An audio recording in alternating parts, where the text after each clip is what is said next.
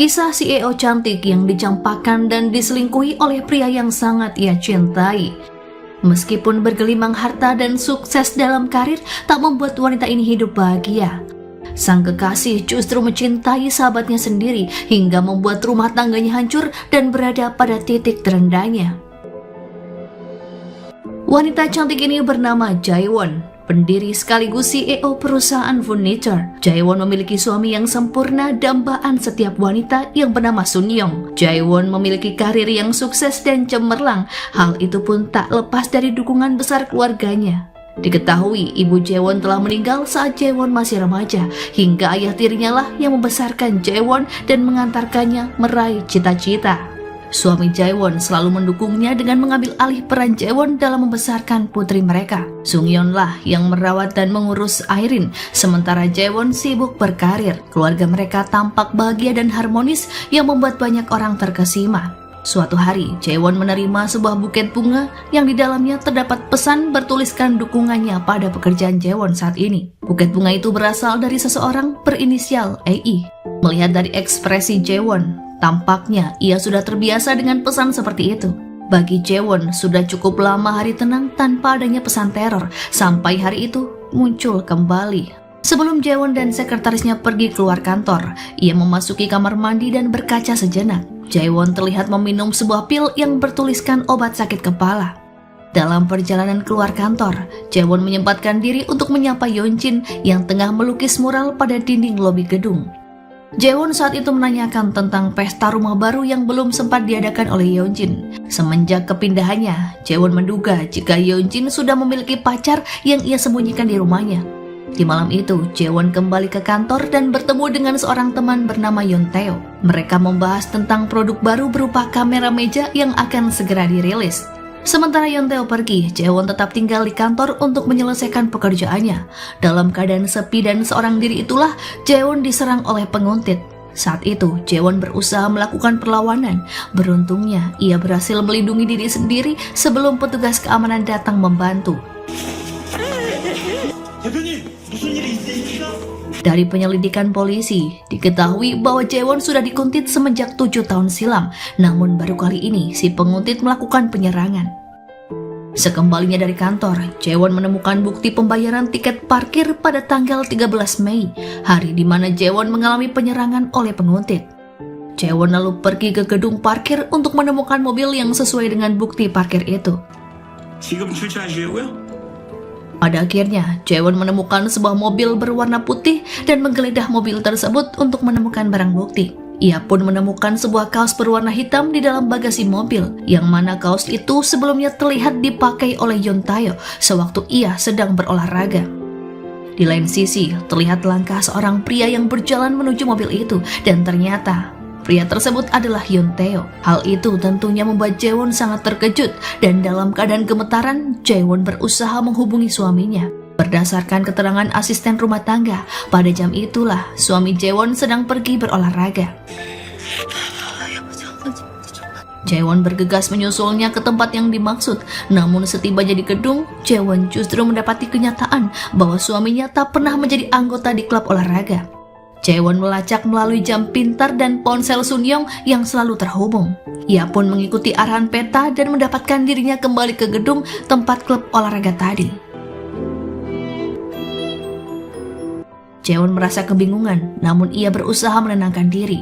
Dari dalam mobil, Jaewon melihat suaminya sedang berdiri di halaman gedung sembari menunggu seseorang. Beberapa saat kemudian, terlihat Yeonjin datang menemui Sun Young dan langsung memeluknya. Kejutan bagi Jaewon belum juga berakhir. Di malam berikutnya, perusahaan mengadakan jumpa pers dalam rangka peluncuran produk baru mereka. Di tengah acara wawancara, Jaewon melihat kedatangan Yonteo. Dalam keadaan kebingungan itulah, ia pergi meninggalkan gedung dan berjalan seorang diri. Jaewon mendapati dirinya diikuti oleh seseorang. Orang itu rupanya terus membuntuti Jaewon hingga Jaewon terperosok di pinggir jembatan dan akhirnya terjatuh ke dalam sungai.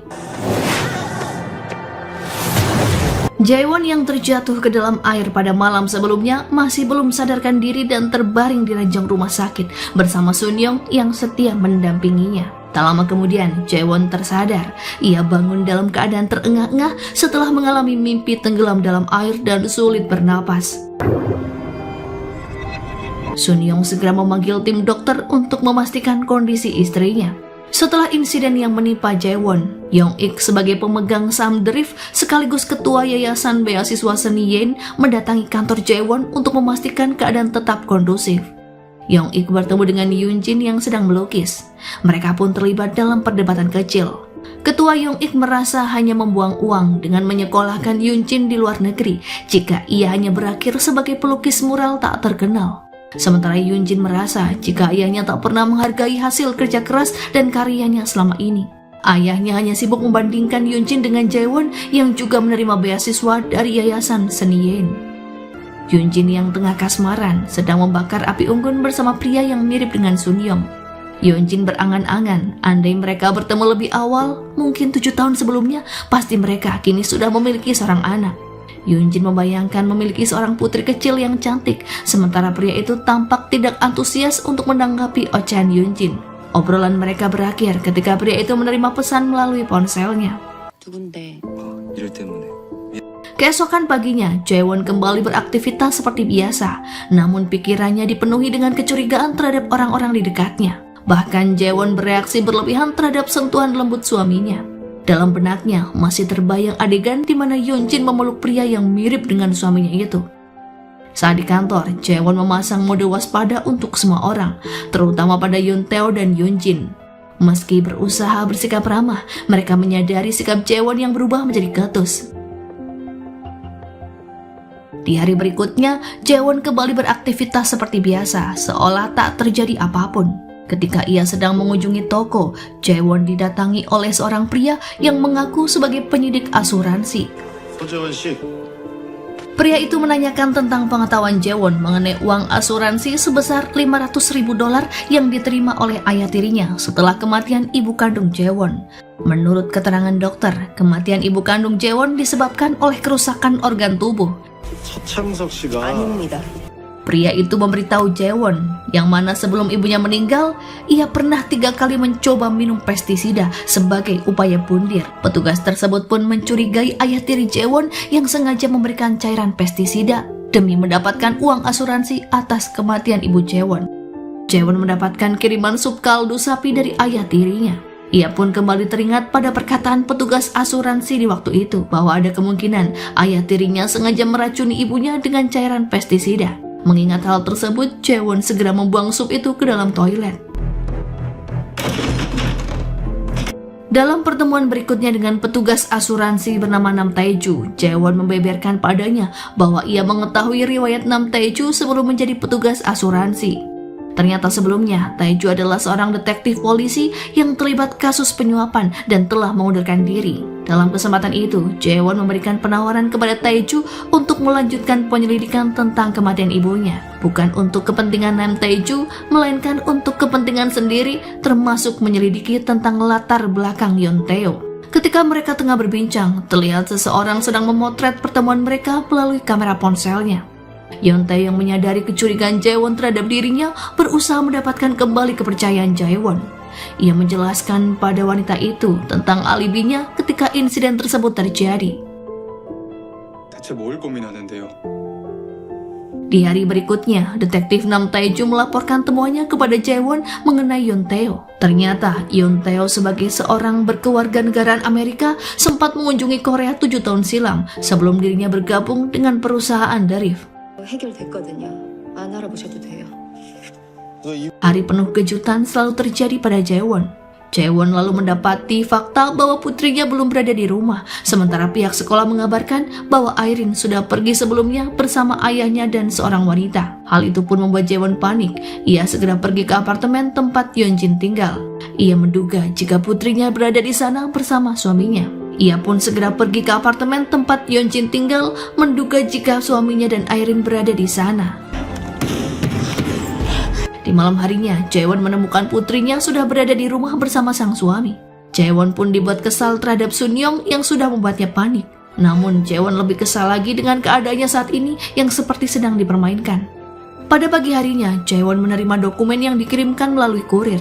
Dalam dokumen itu tertulis bahwa ayah Jaewon menerima uang asuransi sebesar 500 juta dolar. Disertakan juga dokumen kontrak sewa rumah atas nama ayahnya dengan penyewa bernama Kwon Yoon-jin.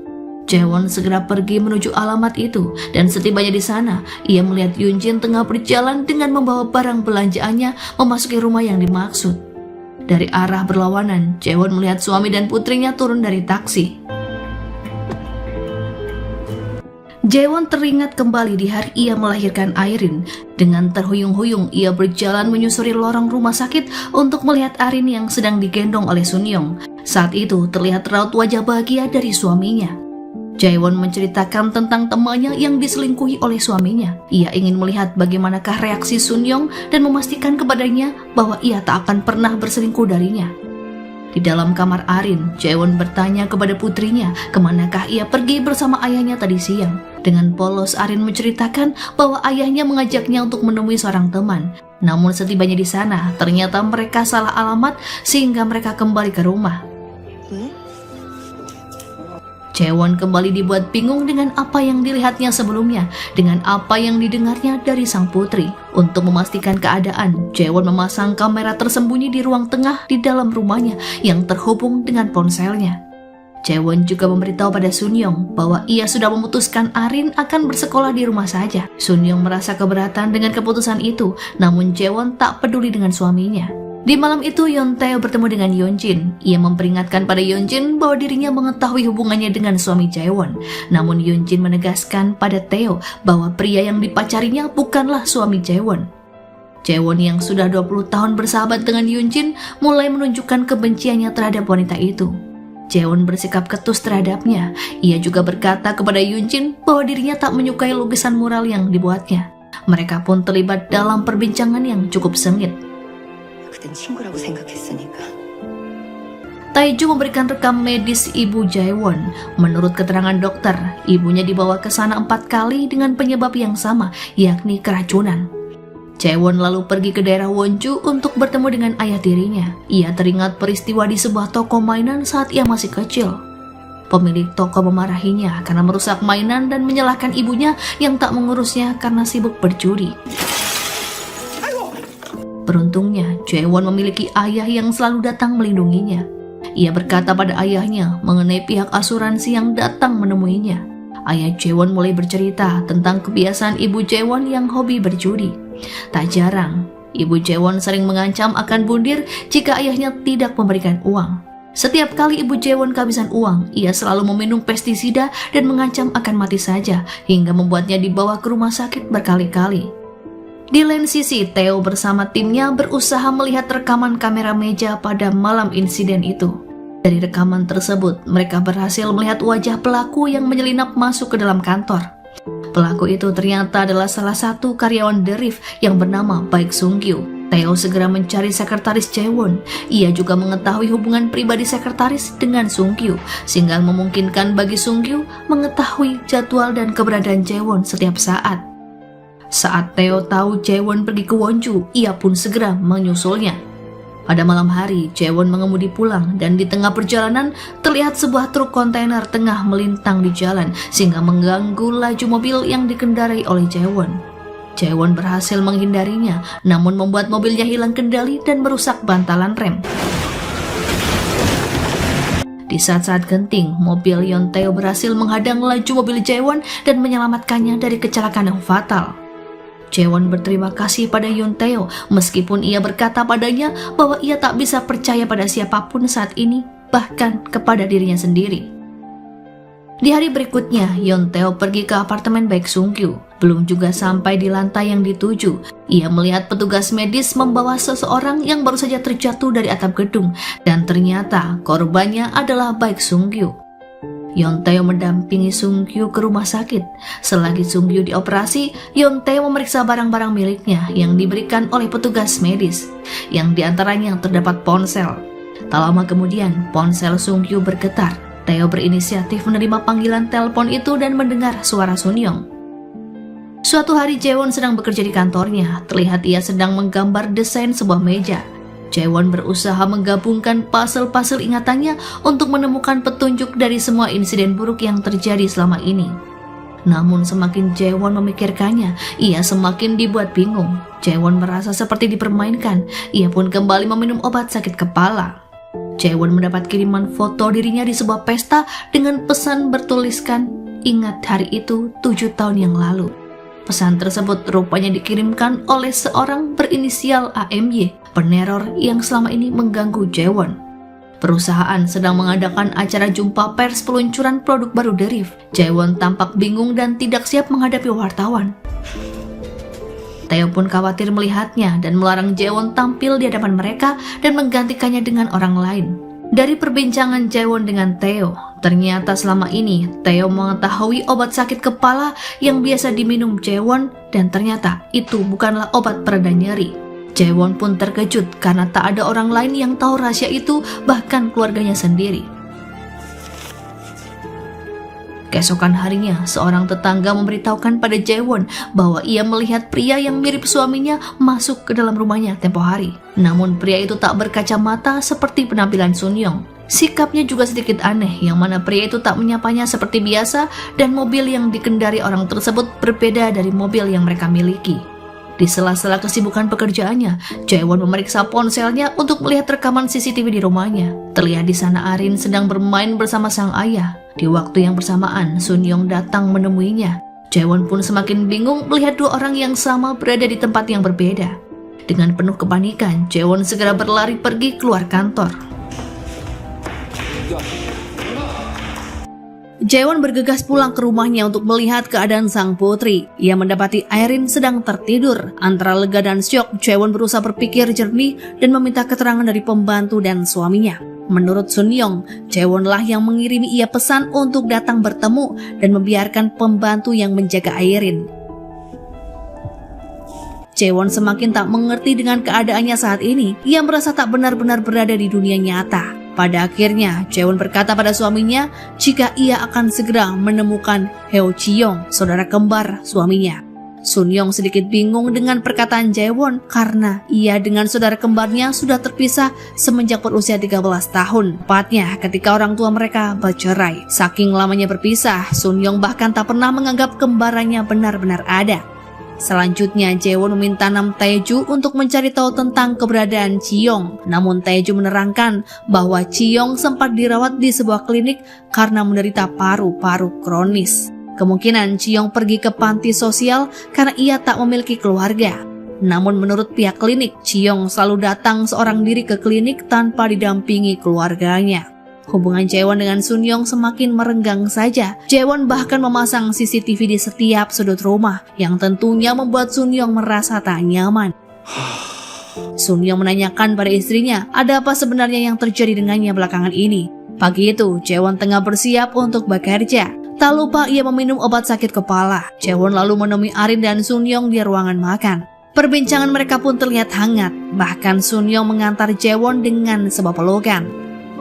Berdasarkan informasi yang diberikan oleh Taeju, Jaewon pergi ke sebuah panti ditemani oleh Tae-ho. Dari pengurus panti tersebut, Jaewon mengetahui bahwa saudara kembar suaminya ternyata sudah meninggal dunia. Saat dalam perjalanan pulang, Jaewon mengatakan pada Tae-ho jika ia tidak mengenal dengan baik orang yang ada di sekitarnya, bahkan orang terdekatnya saat ini. 아무리 가까운 사람도 Di malam itu, Jaewon mengundang keluarga Yeonjin untuk makan malam bersama. Jaewon lantas menceritakan pada pimpinan jika Yeonjin sudah memiliki pacar dan orang itu sangat mirip dengan suaminya. Mereka tampak terkejut mendengarnya, namun Jaewon segera meluruskannya jika orang itu hanyalah mirip. Bahkan pernyataan Jaewon saat itu membuat Sun Young dan Yeonjin tampak kesal. Setelah membuat kesal Sun Young dan Yeonjin di acara makan malam, Jaewon kembali bertengkar dengan suaminya. Jaewon meminta Sun Young untuk mengakhiri segalanya dengan Yeonjin. Saat itu ekspresi Sun Young terlihat datar, seolah ia tak mengerti perasaan Jaewon. Kemudian dengan tenang, Sun Young mengatakan pada istrinya jika ia sudah lama berkencan dengan Yeonjin. 3 bulan yang lalu, rupanya mereka menyewa rumah atas nama ayah Jaewon untuk menghabiskan waktu bersama seperti keluarga. Sun Young sengaja menggunakan identitas Ji-young karena ia tak ingin terekspos, mengingat istrinya adalah tokoh yang cukup terkenal. Jaewon berteriak histeris mendengarnya. Ia menanyakan pada Sun Young mengapa bisa suaminya setega itu, mengingat selama ini Jaewon sudah bekerja demi keluarga. Sun Young lalu mengajak Jaewon untuk bercerai dan akan membawa Arin bersamanya. Mereka pun bertengkar hebat hingga Jaewon mengamuk dan melemparkan banyak barang. Seperti biasanya, ketika Jaewon dalam keadaan terpuruk, ia menemui seorang temannya yang merupakan psikiater. Jaewon menceritakan kepadanya momen ketika Arin lahir. Waktu itu, Jaewon merasa ketakutan dan meragukan dirinya sendiri. Namun Sun Young meyakinkan dirinya agar tak perlu mengkhawatirkan apapun karena ia ada selalu bersamanya. Jaewon juga menceritakan usahanya yang selalu berhasil melewati keadaan kritis, termasuk saat melihat ibunya yang mencoba bundir berkali-kali. Sun Young terlihat menemui rekannya yang berprofesi sebagai profesor hukum. Rupanya ia berniat meminta bantuan temannya demi mengurus perceraiannya dengan Jaewon. Ia ingin mendapatkan hak asuh putri mereka. Ternyata Sun Young mengunjungi Arin di rumah kakeknya dan berbincang dengan ayah mertuanya. Ayah Jaewon sangat bersyukur Jaewon memiliki seorang suami yang sangat perhatian. Di tempat berbeda, Jaewon juga menemui konsultan perceraian untuk membicarakan kemungkinan hak asuh atas Aerin. Menurutnya, kemungkinan hakim akan mempertimbangkan Sun Young yang lebih dekat dengan Aerin ketimbang Jaewon, terkecuali jika Jaewon bisa menemukan bukti berupa perselingkuhan suaminya. Setibanya di rumah, Jaewon segera menggeledah ruang kerjanya untuk menemukan bukti yang dimaksud. Ia lantas memeriksa komputer milik Sun Young dan menemukan video saat Sun Young bermesraan dengan Yeonjin di atas tempat tidur. Di malam harinya, Jaewon sengaja menunggu Sun Young untuk mengatakan pada sang suami jika ia setuju untuk bercerai dan akan memberikan semua keinginan Sun Young. Jaewon mengajak Sun Young minum bersama sebagai bentuk kesepakatan. Segera setelah Sun Young minum anggur itu, ia pun terjatuh ke lantai. Rupanya Jaewon mencampur minuman tersebut dengan cairan pestisida. Namun semua adegan itu hanya ada dalam hayalan Jaewon saja. Ayah tiri Jaewon mengantarkan Arin pulang ke rumah. Ia melihat Jaewon dalam keadaan tertekan meski Jaewon berusaha keras menyembunyikannya. Hal itu pun membuat ayah Jaewon teringat kembali saat ia dipanggil oleh pihak sekolah dan mengatakan jika Jaewon selalu bermasalah. Ayah Jaewon merasa putrinya tidak melakukan kesalahan apa-apa. Justru mereka yang perlakukan Jaewon dengan tidak adillah yang bermasalah. Terlihat saat itu Jaewon dibully oleh teman-temannya di gudang sekolah. Seorang siswa bahkan menyayat pergelangan tangan Jaewon yang ditonton oleh siswa lainnya. Lagi dan lagi, ayahnya pun datang menyelamatkan Jaewon. Jaewon lalu meminta pada ayahnya agar ia tak perlu datang ke psikiater lagi. Sang ayahnya pun setuju. Ia berjanji akan membawa Jaewon pindah ke tempat yang tidak diketahui oleh siapapun. Ayahnya pun akan mengganti nama Jaewon yang sebelumnya bernama Yeonjin demi melindunginya. Jaewon lantas pergi ke sebuah tempat bersama sekretarisnya. Di sana ia bertemu dengan Theo. Saat hendak pulang, tiba-tiba Jaewon menyadari sesuatu dan bergegas menuju halaman belakang tempat tersebut. Di sana ia kembali bertemu dengan Theo. Dari pertemuan itulah akhirnya Jaewon mengingat awal pertemuannya dengan Theo sebelum ia bergabung di perusahaannya. 7 tahun sebelumnya, Theo adalah mahasiswa seni. Secara kebetulan, Theo bertemu dengan Jaewon di ruang tunggu dan melihat Jaewon dengan pil sakit kepalanya. Dari sinilah Theo mengetahui jenis obat yang biasa dikonsumsi oleh Jaewon. Mereka kemudian berbincang santai di halaman belakang gedung tersebut. Jaewon merasa malu karena rahasia besarnya telah terbongkar dan diketahui oleh orang asing. Sebagai bentuk penghiburan, Theo mengakui pada Jaewon jika ia juga pernah mengkonsumsi obat yang sama ketika bersekolah di Amerika. Waktu itu ia tak bisa menerima tekanan akibat perundungan yang dilakukan oleh teman-temannya. Sejak hari itu, Theo ingin bertemu lagi dengan Jaewon dan bergabung dengan The Rift. Jaewon mendapatkan panggilan telepon dari wali kelas Arin yang meminta untuk bertemu. Wali kelas memberitahunya jika belakangan ini ada seorang wanita yang mengatakan ia akan menikahi ayah Arin dan selanjutnya dirinya lah yang akan menjemput Arin di sekolah. Jaewon sangat syok mendengarnya, mengetahui pengkhianatan suami dan sahabatnya itu. Ia ingin membalas mereka karena berusaha mengambil Arin darinya.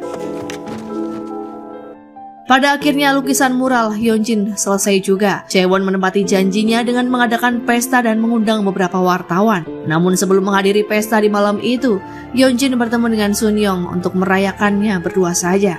Setelah Yeonjin memberikan sambutan singkat, tiba giliran Jaewon untuk memberikan hadiah pada Yoonjin sebagai bentuk penghargaan atas karyanya. Alih-alih memberikan penghargaan, Jaewon malah menghina Yoonjin dengan memberikan sekantong uang kepadanya. 작품가. Jaewon kemudian memberikan beberapa pidato singkat. Ia berkata bahwa dirinya ingin mengubah mural dinding sesuai dengan seleranya. Setelahnya, ia melempar sekaleng cat berwarna hitam ke arah mural dinding tersebut yang membuat semua orang yang hadir sangat terkejut. Jaewon sedang mengobrak-ngabrik lemari di dalam rumahnya. Ia mencoba mencari sesuatu hingga pada akhirnya ia menemukan sebuah amplop. Jaewon membuka amplop itu. Ia terlihat sangat terkejut membaca keterangan yang tertulis di dalamnya. Sementara itu, The Ref mengadakan pesta akan karya mural Yoonjin. Sun-young justru didatangi oleh polisi di rumahnya. Ia rupanya dituntut atas usaha membocorkan desain milik The Ref. Ternyata itu adalah rencana Jaewon untuk memenjarakan Sun-young hingga ia bisa mendapatkan hak asuh atas Arin. Di malam itu, Jaewon kembali bertengkar dengan Sun-young. Jaewon memintanya untuk meninggalkan rumah. Dan di malam itu juga, berita mengenai kebocoran desain milik Jaewon segera tersebar di mana-mana. Di pagi hari sebelum Jaewon berangkat ke kantor, ia membuka berangkas di lemarinya dan mengambil sebotol obat. Jaewon kemudian mengambil stiker bertuliskan obat sakit kepala, lalu menempelkannya ke botol tersebut. Yoonjin yang merasa kewalahan menghadapi Jaewon berniat menemui Arin di rumahnya. Ia mengenakan pakaian yang sama persis dengan pakaian milik Jaewon. Sembari tersenyum, Yoonjin menyapa Arin yang sedang bermain di halaman rumahnya. Ayah Jaewon yang berkali-kali mencoba menghubungi Jaewon akhirnya berhasil tersambung. Ia mengabarkan keadaan Arin yang sedang menangis di rumah. Jaewon pun segera bergegas pulang. Setibanya di rumah, Arin tidak menceritakan penyebab tangisannya, yang hal itu tentu saja membuat semua orang menjadi bingung. Tak lama kemudian Sun-young berlari memasuki rumah dan segera menggendong Arin. Pada akhirnya di malam itu, Jaewon mengizinkan Sun-young menginap demi Arin. Untuk melepaskan stres, Jaewon mengkonsumsi pilnya dengan dosis ganda. Meskipun sebelumnya sahabat psikiaternya sudah mengingatkan tentang bahaya mengkonsumsi obat dalam dosis yang berlebihan. Keesokan harinya, Jaewon kembali menemui konsultan perceraian. Konsultan itu memberitahukan Jaewon bahwa mereka membutuhkan rekam medis untuk memeriksa riwayat kesehatan mental.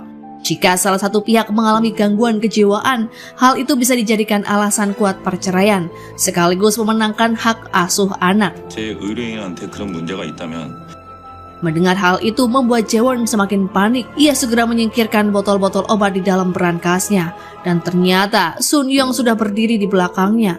Ia bertanya apakah Jaewon sedang mencari sesuatu. Pertanyaan Sun-young persis seperti kalimat yang ia ucapkan ketika mereka berpacaran dulu. Waktu itu Sun-young menceritakan tentang pernikahan sahabatnya yang gagal karena mempelai wanitanya ternyata menjalani obat untuk depresi. Hal itulah yang menjadi alasan Jaewon menyembunyikan obat itu dari Sun-young karena Jaewon takut Sun-young akan meninggalkannya. Beruntungnya, Sun-young tak sempat melihat botol milik Jaewon. Dalam kesempatan itu, Sun-young meminta sekali lagi pada Jaewon agar ia bisa membawa Arin. Karena mereka tak mungkin meninggalkan Arin bersama orang asing sementara Jaewon pergi bekerja. Menurut Sun-young, hanya dirinya lah yang paling tepat untuk menjaga Arin. Namun Jaewon tak bisa mempercayai Sun-young. Bagi Jaewon, Sun-young sudah banyak berubah, tak seperti dirinya yang ia kenal. 제발 설명이라도 해봐. Jaewon memohon pada Sun-young untuk mengatakan alasan ia berubah dan kesalahan apa yang telah dibuat oleh Jaewon hingga Sun-young begitu jahat. Di luar dugaan, Sun-young berkata jika ia sebenarnya berharap agar Jaewon yang menderita. Mendengar jawaban Sun-young, Jaewon mengerti jika bahwa dirinya lah yang mengundang semua kemalangan ini.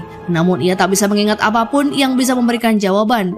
Ingatan Jaewon kembali pada masa kecilnya saat ibu kandungnya menggendongnya sembari berjalan menyusuri ombak laut yang dingin.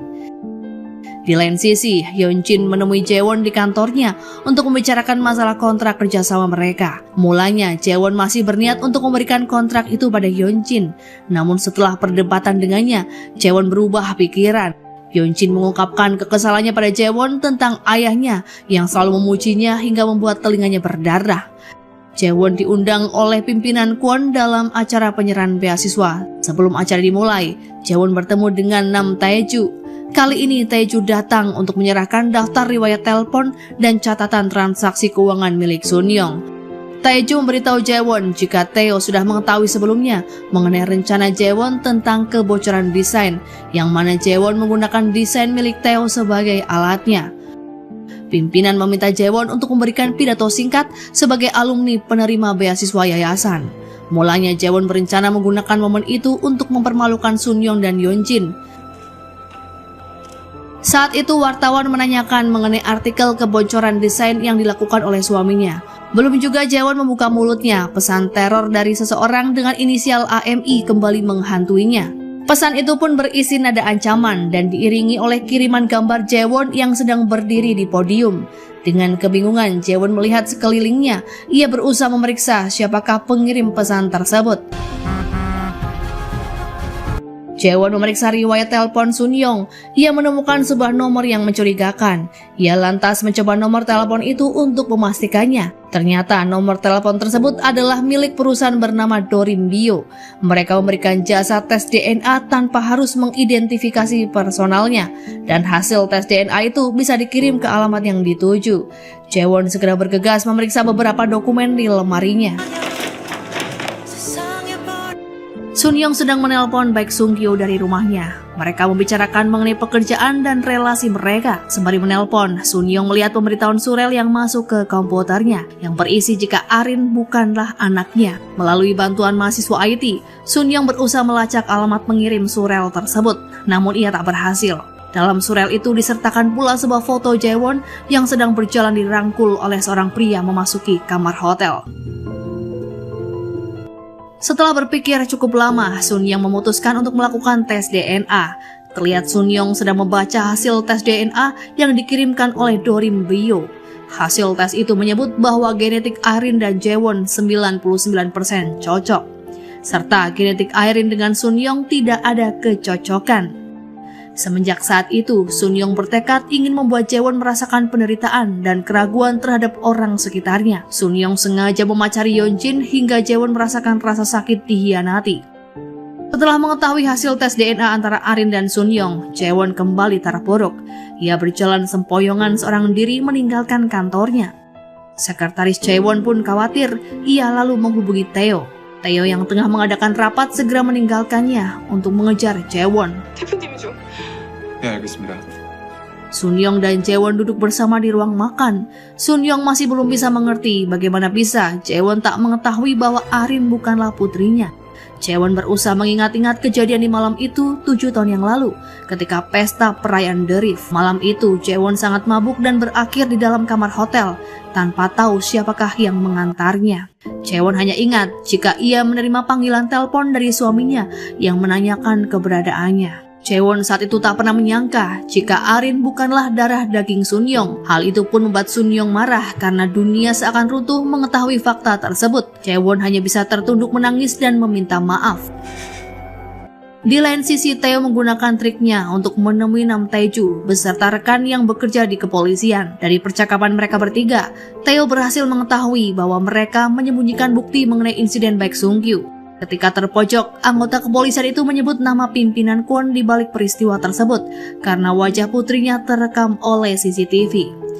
Di malam ketika Baek Sung-kyu terjatuh, Yeonjin datang menemuinya. Mereka pun terlibat dalam perdebatan karena Baek Sung-kyu meminta Yeonjin berhenti memerintahkannya untuk menunggu Jaewon. 내가 미쳐서 대표님한테 한지 생각하면 Namun Yeonjin menolak permintaan itu. Ia bahkan merendahkan Baek Sung-kyu dan menyebutnya sampah. Baek Sung-kyu marah dan berusaha mencelakai Yeonjin, namun ia tergelincir dan jatuh dari atap gedung. Dalam keadaan panik, Yeonjin menelpon pimpinan Kwon dan meminta bantuannya untuk membereskan masalah. Beberapa saat kemudian, Yeonjin datang dengan membawa kantong belanja untuk diberikannya pada Arin. Sunyoung menanyakan hubungan Yeonjin dengan Baek Sung-kyu, namun Yeonjin malah mengarang cerita jika ia diperas oleh Baek Sung-kyu. 다음에 얘기하자. Pada akhirnya Sunyoung memutuskan hubungannya dengan Yeonjin dan memintanya agar tak mendatangi Arin di sekolahnya lagi, atau Sunyoung akan bertindak jika Yeonjin terus melakukannya. Surat dari pengadilan keluarga tergeletak di atas meja. Sunyoung duduk bersama Jaewon membicarakan perceraian mereka. Jaewon bersedia memenuhi semua keinginan Sunyoung selain membawa Arin. Kali itu mereka tak menemukan kesepakatan. Di malam harinya Jaewon pergi ke rumah ayahnya. Ia menceritakan padanya bahwa penyebab perceraian itu adalah kesalahannya, bukan kesalahan Sunyoung. Sang ayah menasihati Jaewon agar tak berpikir untuk melakukan hal buruk seperti ibunya. Mereka kemudian kembali mengenang masa lalu ketika Ibu Jaewon menjadikannya jaminan pada rentenir untuk mendapatkan hutang. Dan lagi-lagi ayahnya datang menyelamatkannya. Sepanjang perjalanan pulang, Jaewon terus memikirkan kesamaan dirinya dengan Arin. Keduanya sama-sama dibesarkan oleh pria yang tidak memiliki hubungan darah. Ayah Jaewon selalu datang menyelamatkannya, sama seperti Sun Young yang selalu ada untuk menjaga Arin. Hujan mengguyur sepanjang jalan. Dalam keadaan bingung, Jaewon meninggalkan mobilnya dan berjalan tanpa arah. Pada akhirnya Jaewon kembali ke rumah dalam keadaan basah kuyup. Sembari bersimpuh di lantai, ia mengatakan pada Sun Young jika dirinya setuju membiarkan Arin bersamanya. Ia menangis. Jaewon meminta Sun Young untuk membesarkan putrinya dengan baik. Sun Young pun ikut terharu mendengarnya. Pagi itu sebelum pergi ke kantor, Jaewon menyiapkan sarapan untuk Sun Young. Lagi-lagi Sun Young dibuat keheranan melihat tingkah Jaewon. Saat itu Jaewon mengaku kehilangan obat untuk otot bahunya. Sementara Sun Young melihat botol obat tergeletak di dalam lemari es. Sun Young mengambil obat itu. Sun Young kemudian menemui ayah mertuanya untuk bertanya tentang keadaan Jaewon yang sebenarnya. Ia mencari tahu obat apa yang selama ini dikonsumsi oleh Jaewon. Sun Young juga menanyakan bekas luka di pergelangan tangan istrinya. Namun ia tak mendapatkan jawaban. Pada akhirnya Sun Young menemui seorang dokter untuk bertanya mengenai jenis obat yang dikonsumsi Jaewon. Namun dokter itu menolak untuk menerangkan apapun kepada Sun Young, kecuali ia datang bersama istrinya. Sun Young berusaha menjelaskan kondisi istrinya pada dokter itu, berharap dokter mau bekerja sama. Namun si dokter hanya mengatakan pada Sun Young jika kondisi istrinya sudah cukup memburuk dan butuh perawatan intensif di rumah sakit jiwa. Di lain sisi, Sun Young tak bisa berhenti memikirkan Jaewon dan semua yang telah ia lakukan untuk menyakitinya. Akhirnya Sun Young mengerti alasan Jaewon tak bisa mengingat peristiwa 7 tahun lalu. Karena kondisi mentalnya, Jaewon cenderung melarikan diri dari kenyataan yang tak bisa dihadapi dengan menghapus ingatannya. Semakin memikirkannya, Sun Young semakin menangis sedih. Setibanya di rumah, ternyata Jaewon dan Arin menyiapkan kejutan ulang tahun untuknya. Sun Young pergi keluar rumah karena tak ingin terlihat menangis di depan Arin. Jaewon menyusulnya. Kemudian Sun Young memberikan botol obat pada Jaewon dan menanyakan alasan Jaewon menyembunyikannya selama ini. Jaewon berkata jika ia tak ingin berbagi beban di hatinya seumur hidup dengan Sun Young. Sun Young sangat sedih mendengarnya. Ia tak mengetahui penderitaan dan kekhawatiran Jaewon selama ini. Sun Young lalu memutuskan untuk mencari tahu peristiwa 7 tahun yang lalu. Ia ingin menemukan DNA yang cocok dengan Arin sehingga ia bisa menemukan kebenarannya. Sun Young kemudian melihat daftar tamu undangan di malam itu. Secara diam-diam Sun Young mengambil sampel DNA dari masing-masing tamu yang pernah hadir di acara malam itu. Sun Young juga meminta bantuan Theo untuk mengenali wajah salah seorang tamu yang hadir, namun namanya tidak terdaftar di dalam undangan. Rupanya pria itu adalah Kim Sang-bum, tunangan Yoon Jin kala itu. Di lain kesempatan, Sun Young juga menemui Yoon Jin dan menunjukkan rekaman yang ia temukan di ponsel. Sun Young menggunakan rekaman itu untuk memperingatkan Yoon Jin agar ia tak berbuat macam-macam pada Jaewon. Mendengar hal tersebut, Yoon Jin hanya tersenyum kecut, namun hatinya dipenuhi dendam dan amarah. Di kantornya, Yoon Jin bertingkah seperti seorang teman setia pada Jaewon. Ia menanyakan keadaan Jaewon, apakah ia sedang ada masalah. Dengan polos, Jaewon berkata jika Sun Young sudah mengetahui tentang penyakitnya. Hal itulah yang membuatnya tampak murung seharian. Yoon Jin kemudian mengajak Jaewon pergi ke sekolah mereka untuk bernostalgia. Awalnya Jaewon menolak, namun Yoon Jin berhasil membujuknya. Dan Yoon Jin berjalan di tepi sebuah danau. Jaewon menanyakan keinginan dan cita-cita Yoon Jin semasa mereka sekolah. Yoon Jin menjawab jika ia ingin menjadi Seo Jaewon karena Jaewon memiliki segalanya yang ia tak miliki. Sembari mengatakan hal itu, air mata Yoon Jin menetes karena ia teringat pada peristiwa 7 tahun yang lalu, yang mana saat itu ia melihat pacarnya yang bernama Kim Sang-bum merangkul Jaewon yang sedang mabuk memasuki kamar hotel. Saat itu Yoon Jin sangat syok melihatnya hingga mengalami keguguran. Sun Young kemudian menelpon Jaewon. Ia menanyakan keberadaan istrinya. Jaewon hanya berkata jika ia sedang berjalan-jalan sembari beristirahat, namun tak mengatakan jika ia sedang bersama Yoon Jin. Mendengar pembicaraan itu, Yoon Jin berinisiatif mengirimkan pesan gambar pada Sun Young jika Jaewon sedang bersamanya. Hal itu pun tentunya sebagai bentuk ancaman pada Sun Young. Khawatir dengan istrinya, Sun Yong segera bergegas menyusul mereka. Setibanya di sana, Sun Yong mendapati Jaewon sedang makan malam bersama Yeonjin. Yeonjin tersenyum mengejek pada Sun Yong, sementara Jaewon terkejut melihat kedatangan suaminya. Tae bergabung bersama mereka dan membuat alasan bahwa ia datang untuk menemui Sun Yong. Akhirnya mereka berempat duduk dalam satu meja. Selama obrolan, Yeonjin berusaha memancing ingatan Jaewon. Ia mengatakan di hadapan Sun Yong bahwa Tae menyukai Jaewon sejak lama. Tae meminta Yeonjin untuk menghentikan ocehannya, sementara Sun Yong terlihat jengkel dan Jaewon terlihat tak nyaman. Di luar dugaan, saat itu Yeonjin berkata jika Arin sama sekali tak memiliki kemiripan dengan ayahnya. 아니 근데 Jaewon menuntut Sun Yong untuk menjelaskan maksud perkataan Yeonjin ketika makan malam tadi. Namun Sun Yong tak bisa menjelaskan apapun. Ia meminta agar Jaewon tetap mempercayainya. Jaewon yang tak puas dengan jawaban Sun Yong lantas memeriksa berita di internet tentang The Rift. Di sana ia menemukan berita mengenai perceraiannya dan kebocoran desain yang dilakukan oleh Sun Yong. Jaewon yang tak bisa menerima kenyataan tersebut menemui temannya yang seorang psikiater untuk mencurahkan perasaannya. Jaewon berkata jika ia tak bisa melihat dirinya lagi di cermin yang berkaitan dengan gangguan mental. Dari pembicaraan itu, psikiater menyimpulkan jika Jaewon menghabiskan energi untuk ingatan yang tertekan, sehingga bisa jadi Jaewon menjadi pelupa dan gelisah. Sun Yong kembali menemui Yeonjin dan memperingatkannya agar tak mengganggu Jaewon. Namun Yeonjin malah menyalahkan Sun Yong dan mengatakan jika semua kesalahan ini bermula dari dirinya. Yang mana sebenarnya Yeonjin juga menjadi korban dalam hal ini. Sebelumnya Sun Yong memang menjanjikan Yeonjin akan hidup bahagia bertiga bersama Arin. Namun saat ini Sun Yong malah meninggalkannya dan meminta menghentikan semua rencana. Saat itu Yeonjin bahkan berkata jika Sun Yong mengancamnya dengan rekaman suara itu, maka ia akan membongkar rahasia pada Jaewon jika Arin bukanlah darah dagingnya. 가만히 안 있으면 뭐 어쩔 건데? Jaewon terlihat membuka buku agenda kerjanya dan menemukan catatan bertuliskan nama Taeju dan nomor teleponnya. Keduanya pun lantas bertemu. Jaewon menanyakan kepada Taeju apakah maksud dari catatan yang tertulis di lembaran itu. Taeju menjelaskan jika itu adalah tanggal di mana Sun Yong digeledah polisi atas kasus kebocoran desain The Rift.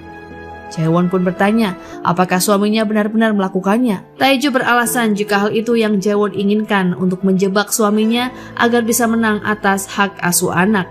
Taeju terheran dengan pertanyaan Jaewon, terlebih ketika melihat ekspresi wajahnya yang terlihat kebingungan. Jaewon kemudian memeriksa file di ponselnya untuk memastikan kebenarannya. Ia memutar ulang video ketika dirinya merusak mural buatan Yeonjin dan video saat mereka mengisi acara ragam keluarga.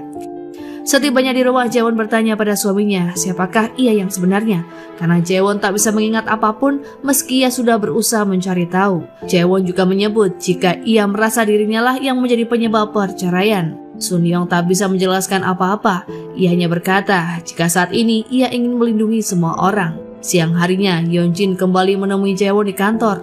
Kali ini Jaewon penasaran mengapa Yeonjin mengungkit kejadian di masa lalu yang tak bisa ia ingat hanya untuk mengujinya. Dengan sinis Yeonjin berkata jika Jaewon memang selalu bersifat panik dan ingin menghapus ingatannya seolah ingin lari dari kenyataan. Jaewon bahkan sudah pernah melakukan hal tersebut saat usianya 15 tahun dan 7 tahun yang lalu. Ayah Jaewon mendatangi Sun Yong di rumahnya. Tanpa banyak berkata, ayah Jaewon langsung memukul Sun Yong. Rupanya ayah Jaewon telah bertemu dengan Yeonjin. Saat itu Yeonjin menceritakan mengenai perselingkuhannya dengan Sun Yong. Setelah kembali tenang, pria itu pun meminta Sun Yong untuk tetap merahasiakan semuanya dari Jaewon. Nah, kemungkinan besar ingatan Jaewon tak akan pernah kembali. Terlebih Jaewon tak bisa mengingat apa yang terjadi padanya saat usianya 15 tahun. Di lain sisi, Tae membantu Jaewon memeriksa pekerjaannya. Di kesempatan itu juga, Tae menyampaikan bahwa ia baru-baru ini bertemu dengan Sun Yong. Tae menyebut Sun Yong jelas terlihat ingin melindungi Jaewon dan tak ingin ia terluka. Tae juga menyarankan Jaewon agar mempercayai suaminya. Beberapa saat kemudian Sun Yong datang ke kantor bersama Arin. Dalam kesempatan itu, Arin berkenalan dengan Tae. Terlihat wajah Sun Yong yang canggung saat melihat Tae bersama Jaewon. Setelah ia mendengar ucapan Yeonjin jika Tae sudah menyukai Jaewon sejak dulu, Tae tersenyum melihat kebersamaan keluarga yang begitu bahagia. Selanjutnya Jaewon dan keluarganya pergi makan malam bersama. Mereka berdua juga menemani Arin bermain di taman sembari menghayal Arin di masa depan. Namun Sun Young berkata jika ia tak yakin dirinya bisa mendampingi Arin di momen yang membahagiakan sampai ia dewasa. Jaewon menangis mendengar hal itu. Keduanya sepakat untuk melanjutkan hidup tanpa mengungkit masa lalu. Di lain tempat, Sun Young terlihat membakar berkas dari Bro Rim Bio. Sebagai bukti dukungannya, Sun Young berniat menemani Jaewon jika memang ia ingin ke klinik untuk memeriksakan diri. Jaewon beralasan ia tak ingin ke klinik karena sudah memiliki teman dekat yang seorang psikiater yang selalu membantunya dalam konseling. Di lain sisi, Nam Tae-ju sedang menyelidiki Kim Sang-bum. Berdasarkan keterangan rekannya, Kim Sang-bum adalah orang yang cukup berbahaya. Beberapa tahun yang lalu ia terkena kasus pelecehan, namun berhasil lolos begitu saja. Nam Tae-ju juga mengingat pernah berjumpa dengan Sang-bum di acara pesta peluncuran drift 7 tahun yang lalu. Rupanya Tae-ju sudah menemukan kesimpulan dari hasil penyelidikannya.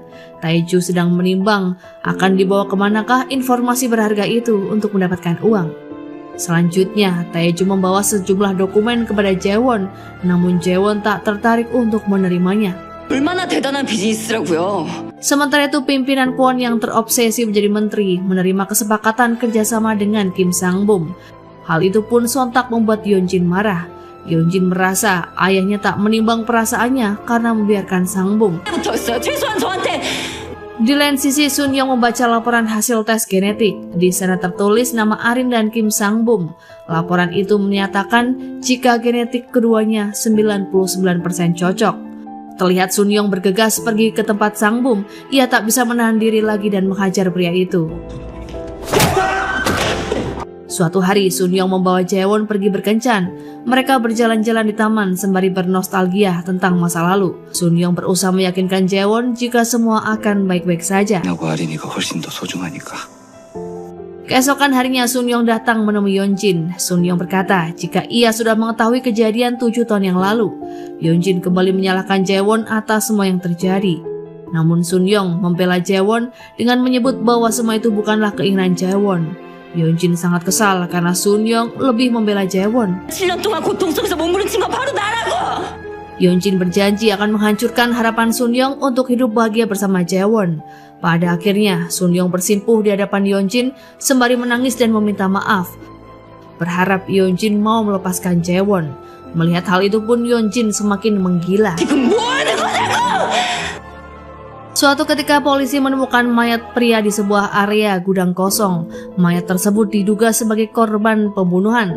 Selain ditemukan bekas muntah akibat keracunan, mereka juga menemukan bekas ikatan di pergelangan tangannya. Polisi sedang mencari barang bukti di sekitar area gudang. Salah satu bukti tersebut adalah sebuah jam pintar. Mereka juga memeriksa mobil korban dan menemukan botol pestisida di dalamnya. Sementara itu, Jaewon sedang tertidur di studionya. Setelah kemarin berusaha keras mengumpulkan pasel-pasel ingatannya, tiba-tiba ia terbangun dan mendapati dirinya didatangi oleh petugas kepolisian. Di sana Jaewon terkulai lemas sembari menangis melihat tubuh suaminya yang sudah dingin. Jaewon diinterogasi oleh polisi atas kematian suaminya itu. Taeyong mengirimkan seorang pengacara untuk mendampingi Jaewon. Di malam harinya, pimpinan Kwon menemui salah satu anggota Kongres dalam rangka melancarkan jalan menuju kursi menteri. Orang itu menanyakan kepada pimpinan Kwon mengapa pimpinan ingin menjebak Jaewon dengan tangannya sendiri. Pimpinan Kwon lantas menjawab jika ia tak mengetahuinya sampai artikel itu terbit. Orang tersebut tersenyum dan mengatakan bahwa pimpinan Kwon sudah siap untuk memasuki dunia politik. Keduanya pun bersulang. Dalam kesempatan lain, pimpinan Kwon menerima laporan dari anak buahnya mengenai kondisi baik Sung Kyu. Ia berkata jika untuk sementara waktu Sung Kyu tak mungkin bangun, namun mereka sepertinya tak bisa lebih sering melihat keadaannya karena polisi menjaga ketat tempat tersebut. Masih dalam penahanan di kantor polisi, Jaewon meminta kunjungan kepada Yeonjin. Mulanya, Jaewon hanya berjalan bolak-balik sembari bergumam seorang diri. Hal itu pun membuat Yeonjin kesal. Pada akhirnya Jaewon mengatakan pada Yeonjin jika ia sekarang mengetahui siapakah sosok AMI yang sebenarnya, yang tak lain adalah Yeonjin. Jaewon tak habis pikir mengapa selama ini ia tak menyadarinya, padahal Yeonjin selalu ada di sampingnya dan berkeliaran di sekitarnya. Rupanya Yeonjin menginginkan apa yang dimiliki oleh Jaewon dan ingin mencuri keluarganya. Namun Yeonjin berpura-pura tak mengerti dengan ucapan Jaewon. Jaewon juga menyebut jika Yeonjin lah yang menghabisi Sunyong. Yeonjin masih berpura-pura bodoh sampai Jaewon mengatakan bahwa ingatannya kini sudah kembali. Pada akhirnya polisi membebaskan Jaewon karena kurang bukti. Sementara para reporter sudah menunggu di luar kantor polisi. Seperti biasa, Tae-hyo selalu datang mendampingi Jaewon. Di tengah perjalanan itulah Jaewon sempat meminta Tae-hyo menghentikan laju mobil.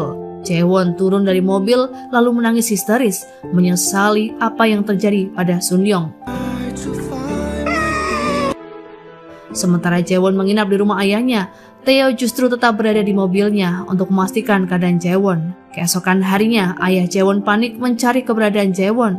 Tae-hyo yang masih berada di halaman rumah itu turut membantu ayah Jaewon mencari anaknya. Melalui bantuan sekretaris, Tae-hyo berhasil mengetahui jejak kepergian Jaewon. Rupanya, Jaewon membeli tiket bus menuju Samhok. Jaewon berdiri di tepi pantai, ia pun kembali mengingat peristiwa masa kecilnya. Kala itu, ibu kandungnya meminta Jaewon untuk meminum susu kesukaannya. Jaewon kecil menyadari ada sesuatu yang tak beres dengan susu itu, namun ia tak bisa berbuat apa-apa untuk melawan keinginan ibunya. Pada akhirnya, matanya pun terpejam. Jaewon kecil meminum susu tersebut dan mulai merasa ngantuk. Beberapa saat kemudian, ibunya berjalan dengan kalut sembari menggendong Jaewon kecil dan rupanya membawanya masuk ke dalam arus laut. Sembari mengenang peristiwa yang begitu menyesakan dada, Jaewon berjalan menuju air. Tiba-tiba Tae-hyo berlari ke arahnya untuk menyelamatkannya. Tae-hyo sangat marah dengan perbuatan Jaewon. Ia menduga Jaewon ingin mengakhiri hidupnya meski Jaewon terus menyangkalnya. Tae-hyo berkata ia tak akan meminta Jaewon untuk mempedulikannya, namun hanya meminta Jaewon agar tak lepas dari pandangannya. Saat itu Jaewon meminta bantuan Tae-hyo untuk menjaga Arin. Di lain sisi, Tae-ju menemui Yeonjin di studionya. Ia melaporkan pada Yeonjin mengenai Tae-hyo yang sudah mencari tahu dan menyelidiki kemana-mana, sehingga hal itu pun membuatnya kesal. Yeonjin memperingatkan kepadanya agar tak macam-macam dengan Tae-hyo. Yang harus Tae-ju lakukan hanyalah mengurus Jaewon saja. Di lain sisi, seorang teman dekat Sunyong menghubungi Jaewon dan memintanya untuk bertemu. Rupanya ia ingin menyerahkan sebuah disk lepas yang sempat dititipkan Sunyong padanya. Sunyong sengaja menitipkan benda itu padanya untuk berjaga-jaga jika hal buruk terjadi. Jaewon lantas memeriksa disk lepas itu dan menemukan suara Yeonjin di dalamnya. Polisi pun menghubungi Jaewon dan mengatakan hasil otopsi jenazah Sunyong yang sudah keluar. Di dalam kantor polisi, penyidik tengah membahas waktu kematian antara jam pintar milik Sunyong yang berbeda dengan waktu kematian dari hasil otopsi. Dalam jam pintar menerangkan denyut nadi terakhir pada pukul 1 dini hari, namun berdasarkan hasil otopsi menerangkan jika kematian Sunyong sekitar pukul 10 malam. Saat itu terlihat seorang detektif wanita turut memperhatikan diskusi. Ia lantas berkata bahwa semua itu tampak aneh. Di lain tempat, pimpinan Kwon datang ke kantor The Ref. Tae-hyo menanyakan mengenai toko Busan yang ditutup karena toko tersebut adalah toko pertama The Ref. Namun pimpinan Kwon menyebut keputusan itu dibuat untuk menyelamatkan perusahaan, mengingat penjualan akhir-akhir ini menurun tajam, terlebih setelah sebuah artikel mengenai Jaewon yang sakit mental diterbitkan. Ia pun semakin frustasi mengenai adanya kasus pembunuhan. Pimpinan Kwon meminta Tae-hyo untuk menyampaikan pada Jaewon agar segera mengundurkan diri dari posisinya sebagai CEO. Di kediamannya, pimpinan Kwon menyerahkan berkas kepemilikan saham pada Yeonjin. Pimpinan Kwon memerintahkan Yeonjin untuk menghadiri rapat pemegang saham esok hari. Ia ingin Yeonjin menunjukkan kemampuannya, namun Yeonjin terlihat heran karena sang ayah meninggalkan Jaewon dan mulai melirik padanya. Sebelum menghadiri rapat, Yeonjin berbicara dengan Tae-hyo. Tae-hyo menanyakan bagaimanakah perasaan Yeonjin setelah ia menghabisi pria yang dicintainya, lalu berniat menjebak temannya demi mendapatkan perusahaan. Yeonjin menjawab sembari tersenyum jika rasanya sangat menyenangkan. Tae-hyo lalu memperingatkan Yeonjin bahwa hidupnya akan hancur karena ulahnya sendiri, bukan karena Jaewon. Yeonjin juga mengingatkan Tae-hyo jika dirinya lah yang menemani Tae-hyo saat ia menderita, bukan Jaewon. Tae-hyo membenarkan hal itu dan menyebut bahwa satu-satunya hal yang disesalinya adalah memegang tangan Yeonjin 7 tahun lalu, yang mana saat itu Yeonjin mencoba untuk mengakhiri hidup. Selanjutnya Tae-hyo pergi menemui Dr. Cha. yang tak lain adalah psikiater teman Jaewon. Dr. Cha dibuat bingung dengan kedatangan Theo. Menurut Theo, ia harus datang atas perintah Jaewon. Anehnya, Dr. Cha merasa tak pernah memiliki pasien bernama Seo Jaewon, apalagi berteman dengannya. Rupanya mereka belum pernah bertemu sama sekali. Theo menghubungi Jaewon untuk menyampaikan hal ini. Jaewon pun terkejut mendengarnya dan ingatannya pun samar-samar kembali mengenai Dr. Cha. 냄새 맡는 것만으로도 치료가 됩니다. Atas kesadaran dirinya, Jaewon memutuskan untuk memasukkan dirinya ke rumah sakit jiwa. Pertemuan Theo dan Dr. Cha menyadarkannya tentang kondisi mentalnya yang semakin parah. Sementara itu, rapat pemegang saham berjalan dengan lancar dan berhasil menempatkan Yeonjin sebagai CEO yang baru. Theo yang sedang bekerja di mejanya hanya memalingkan wajahnya ketika melihat Yeonjin. Di lain sisi, pimpinan Kwon kini menjabat sebagai menteri. Ia mengadakan rapat dengan Yeonjin dan Tuan Park. Mereka sama-sama menjabat sebagai pimpinan baru The Rift. Menteri Kwon khawatir Jaewon akan mengganggu mereka, namun Yeonjin meyakinkan ayahnya jika Jaewon tak akan bisa berbuat apa-apa karena ia sedang terkurung di rumah sakit jiwa. 그게 세상에 드러났으면 Pimpinan Kwon juga memastikan pada Yeonjin untuk menemukan bukti rekaman itu, karena jika rekaman suara tersebut terungkap, maka posisi mereka akan terancam.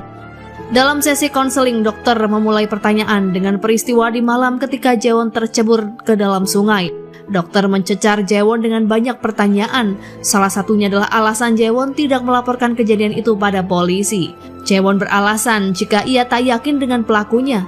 Bisa jadi orang itu adalah suaminya, ayahnya, atau mungkin Yeonjin. Dokter juga menanyakan tentang pertemuan Jaewon dengan Dr. Cha. Awalnya Jaewon kebingungan dengan semua pertanyaan itu. Namun lambat laun Jaewon mulai memahami.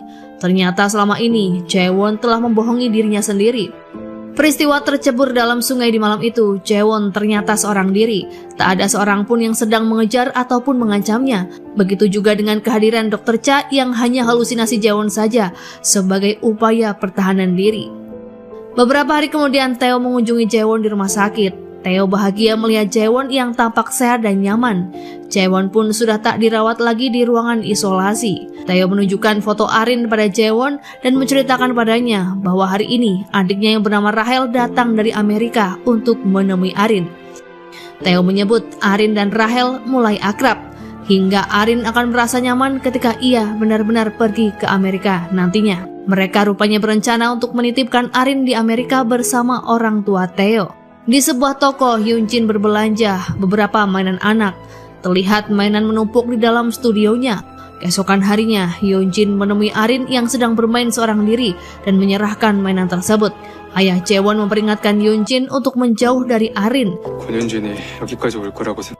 Karena kedatangan Yeonjin itulah mereka mempercepat kepergian Arin ke Amerika.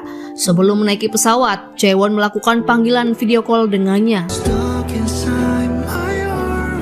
Melalui Taejo, Yeonjin mengetahui kepergian Arin. Rupanya Yeonjin sudah menduganya. Taejo pun terkejut ketika mengetahui bahwa Yeonjin ingin mendapatkan Arin. Bagi Yeonjin, Arin seharusnya menjadi putrinya sejak awal. Taejo juga memperingatkan Yeonjin untuk lebih berhati-hati kepada seorang detektif bernama Oh Soo-jin, yang tak lain adalah petugas baru yang ditunjuk untuk menangani kasus pembunuhan Sun Young. Jaewon menemui dokter untuk konseling. Setelah memeriksa beberapa kondisi, pada akhirnya Jaewon diizinkan untuk pulang. Masih di rumah sakit, detektif Oh Soo-jin menemui Jaewon. Ia ingin mengajukan beberapa pertanyaan, namun Jaewon menolaknya. Sang detektif memberitahukan kepada Jaewon bahwa sehari sebelum kematiannya, Sun Young sempat menemui Kim Sang-bum dan memukulnya. 그건 모르셨나 보네. Jaewon cukup terkejut mendengar hal itu. Ingatannya pun kembali menghubungkan beberapa fakta yang selama ini coba ia kumpulkan. Akhirnya Jaewon menyadari suatu hal, bahwa semua ini berawal dari peristiwa 7 tahun yang lalu di sebuah acara peluncuran The Rift. Di malam itu, Jaewon berolahraga dan menyempatkan diri mampir ke kantor The Rift. Ia melihat banyak perubahan di sana. Theo bahagia melihat Jaewon sudah berdiri di hadapannya. Saking bahagianya, Theo berulang-ulang menyebut nama Jaewon sembari menatapnya. Jaewon berusaha tak mempedulikan Theo. Theo lalu mengantar Jaewon ke rumahnya dan mendapati rumah Jaewon yang berantakan. Terlihat banyak kertas berserakan di lantai dan sebuah foto keluarga tertutup kain putih tersandar di dinding. Tae lebih terkejut ketika melihat ruangan kerja Jaewon yang berisi foto-foto dan berkas terkait orang yang dicurigainya. Selanjutnya, Jaewon meminta bantuan Tae untuk bergabung dengannya demi mengungkap kebenaran atas semua kejadian itu. Tanpa keraguan sedikit pun, Tae menerima ajakan Jaewon. Meskipun Jaewon selalu memperingatkan Tae bahwa ia bisa saja terluka. Jaewon lalu menemui seorang wanita yang merupakan istri Kim Sang-bum. Saat masih di rumah sakit jiwa, Jaewon sempat menulis surat untuknya dan memintanya bekerja sama mengungkap kejahatan Kim Sang-bum. Awalnya wanita itu ragu, namun karena kekerasan fisik yang diterimanya semakin parah, pada akhirnya ia memutuskan untuk membantu Jaewon. Wanita itu kemudian memberikan amplop berisi data manipulasi uji klinis yang dilakukan oleh suaminya. Beberapa waktu kemudian, Kim Sang-bum sudah berada di kantor polisi untuk diinterogasi. Seperti kasus sebelumnya yang pernah menimpa Kim Sang-bum, ia meremehkan petugas kejaksaan yang sedang menginterogasinya. Ia berpikir bahwa sebentar lagi akan dibebaskan seperti biasanya. Di lain sisi, Menteri Kwon yang memiliki keterlibatan dengan Kim Sang-bum dibuat panik mengetahui berita tentang penangkapan pria itu. Pegawainya mengingatkan Menteri Kwon jika Kim Sang-bum bukanlah orang yang bisa menjaga rahasia. Bisa jadi Kim Sang-bum akan menyebutkan nama Menteri Kwon dalam interogasinya. Sesuai dugaan, Kim Sang-bum bebas dari interogasi. Kali ini, Menteri Kwon mengirimkan pegawai Drift untuk melakukan pembelian saham Drift yang dimiliki oleh Kim Sang-bum. Terlihat Kim Sang-bum menandatangani kesepakatan pemindahan saham, dan sebagai imbalannya, ia sudah mengeluarkannya dari kantor polisi. Saat ia sedang berjalan keluar gedung, seorang pria bertopi mengikutinya. Kim Sang-bum memasuki sebuah klub untuk bersenang-senang. Pria bertopi yang menyamar sebagai pelayan itu pun menukar gelas milik Kim Sang-bum dengan gelas yang sudah diisi cairan obat. Tak butuh waktu lama, Kim Sang-bum mabuk berat. Ia berjalan menuju mobilnya. Tiba-tiba, sebuah mobil menabraknya dan menghimpit tubuhnya di antara banyak mobil yang terparkir. Taeju menemui Menteri Kwon. Ia memberikan penemuannya, yakni sebuah surat yang ditulis Jaewon untuk Kim Miso, yang tak lain adalah istri dari Sang-bum. Taeju juga melaporkan Miso yang sudah pergi meninggalkan Korea. Ia meminta Menteri Kwon untuk berhenti menyuruhnya, karena Taeju sudah memberikan bantuan terakhir, yakni mencari Kim Sang-bum untuknya. Ternyata orang yang menabrak Kim Sang-bum merupakan orang suruhan Kwon Yong-ik. Di lain sisi, Jaewon, Tae dan sekretaris Kim sedang makan malam bersama demi merayakan keberhasilan langkah awal mereka. Tae tak menyangka jika Menteri Kwon akan bertindak secepat itu. Jaewon yang sudah lama mengenal Yong-ik menceritakan bahwa Yong-ik adalah tipe orang yang tak akan berhenti menyembunyikan kesalahannya. Tujuan Yong-ik membangun yayasan adalah untuk membutakan dan memekakan orang pada kebenaran. Bagi mereka, penerima beasiswa yayasan yang sukses akan menjadi trofi bagi Kwon, dan bagi yang gagal, pada akhirnya akan melakukan pekerjaan kotor untuknya. Contohnya, seperti Jaewon dan Baek Sung-kyu. Hari itu Derif mengadakan pameran seni mebel hasil karya Yeonjin. Menteri Kwon turut hadir menyaksikannya. Jaewon juga menghadiri acara tersebut dan memberikan kejutan untuk semua orang. Ia menyerahkan buket bunga kepada Yeonjin. Jaewon kemudian berkata pada Yeonjin jika ia mulai menyadari sesuatu ketika berada di kantor polisi. Saat itu ia melihat ekspresi mata dan wajah Yeonjin bahwa Yeonjinlah yang telah menghabisi Sun-young melalui bantuan Nam Taeju. Hal itu pun diperkuat karena saat itu Nam Taeju masih menjadi detektif di kepolisian dan ada kasus pembunuhan tak terpecahkan yang terjadi di area gudang tersebut. Jaewon yakin Nam Taeju paling mengetahui tentang lokasi gudang, yang mana itu adalah tempat yang paling bagus untuk menghabisi seseorang. Yeonjin membahas perkataan Jaewon dengan menyebutnya sebagai ucapan omong kosong. 이 정도면 Jaewon kemudian memeluk Yeonjin dengan tersenyum lebar di hadapan semua orang. Ia lalu pergi ke rumah Abu Sun-young. Di sana, ia bertemu dengan detektif Oh yang sedang mengunjungi Abu, teman lamanya. Sang detektif kemudian menunjukkan sebuah video ketika Jaewon menyiram cat ke arah mural Yeonjin. Detektif berkata jika ia sudah mengetahui hubungan antara Jaewon, Sun-young, Yeonjin, dan Kim Sang-bum. Ia berharap bisa memancing pernyataan dari Jaewon, namun lagi-lagi Jaewon tidak memberikan keterangan sedikit pun. Di malam itu, Jaewon dan Tae sedang membahas mengenai orang yang terlibat dalam kematian Sun-young. Tae mendapatkan informasi dari salah satu teman Yeonjin jika Yeonjin pergi ke klub setelah pukul 1 dini hari, yang artinya ia tak punya alibi antara pukul 10 hingga pukul 1 malam. Di hari berikutnya, Jaewon mendatangi Menteri Kwon ketika ia sedang mengadakan kuliah umum mengenai hasil karya seni. Jaewon menemuinya di ruangan ganti. Ia menanyakan apakah Yeonjin selama ini bisa bekerja dengan baik. Menteri Kwon tak mengerti apa yang dimaksud oleh Jaewon. Jaewon kembali menegaskan jika sebenarnya Menteri Kwon hanya memanfaatkannya untuk Yeonjin. Di lain sisi, ternyata Yong-ik merupakan dalang di balik peristiwa 7 tahun lalu yang menimpa Jaewon dan merugikan Yeonjin.